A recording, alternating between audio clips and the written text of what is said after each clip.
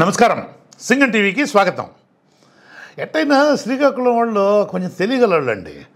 మామూలు గోదావరి జిల్లా వాళ్ళకన్నా మొత్తం ఆంధ్రదేశంలో అటు రాయలసీమ అయితేనేమి, పోయినటువంటి తెలంగాణ అయితేనేమి, అటు ఆంధ్ర అయితేనేమి, అటు ఉత్తర కోస్తా అయితేనేమి, మొత్తంలో కూడా అఖండమైనటువంటి తెలివితేటలు ఉండే వాళ్ళల్లో మొదటగా చెప్పాల్సింది తూగోజీ వాళ్ళని అయితే, ఆ తర్వాతి స్థానం పాగోజీకి రానే రాదు శ్రీకాకుళం వాళ్ళకి వస్తుంది. ఎందుకంటే అందరూ నామినేషన్లు వేస్తున్నారు కదండి.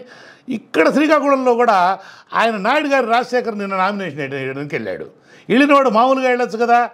ఏ పార్టీ తరఫున వేశాడు? ఏదైతే లేండి బహుజన సమాజ్ పార్టీ తరఫున నామినేషన్ దాఖలు చేయడం కోసం వెళ్ళాడు.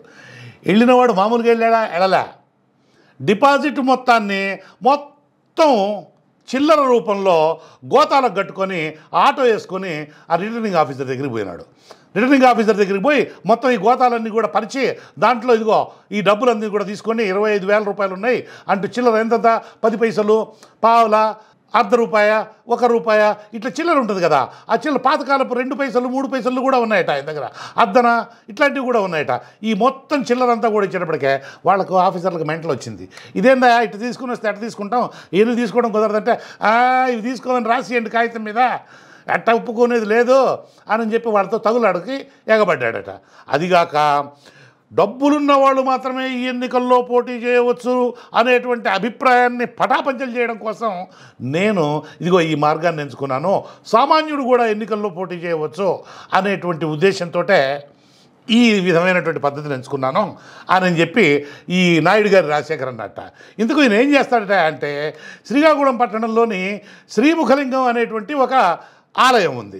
ఆ ఆలయంలో ఈయన ప్రధాన అర్చకుడుగా ఉన్నాడు. ప్రధాన అర్చకుడుగా ఉన్నటువంటి ఈయన లోగడ రాష్ట్రపతి ఎన్నికలు వచ్చినప్పుడు, ఉపరాష్ట్రపతి ఎన్నికలు వచ్చినప్పుడు, అదేవిధంగా 2019 సార్వత్రిక ఎన్నికలు వచ్చినప్పుడు కూడా అప్పుడు శ్రీకాకుళం లోక్సభ స్థానానికి కూడా పోటీ చేశాడు. అప్పటి నుంచి కూడా ఇప్పటి వరకు కంటిన్యూస్గా పోటీ చేస్తూ వస్తున్న ఈ విధమైన వినూత్న పద్ధతి, అంటే డిపాజిట్ మొత్తాన్ని చిల్లర రూపంలో, అయితే ఈయన చిల్లర మనిషి ఏం కాదండో, చిల్లర రూపంలో చెల్లించినటువంటి రాజశేఖర్ను చూసి మొత్తం మీడియా వాళ్ళు కూడా చాలా నూరేళ్ళు పెట్టేశారట. సో ఈ వీడియో కనుక మీకు నచ్చేటైతే దీన్ని నలుగురితో షేర్ చేయండి. సింగన్ టీవీలో సబ్స్క్రైబ్ కూడా చేయండి. నమస్కారం.